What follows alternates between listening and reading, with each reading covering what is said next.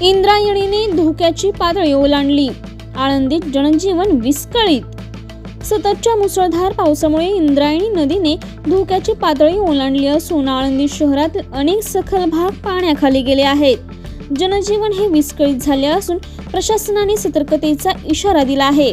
आपत्कालीन यंत्रणा सज्ज ठेवण्यात आल्या असून नागरिकांना नदीकाठच्या परिसरापासून दूर राहण्याचे आवाहन करण्यात आले आहे।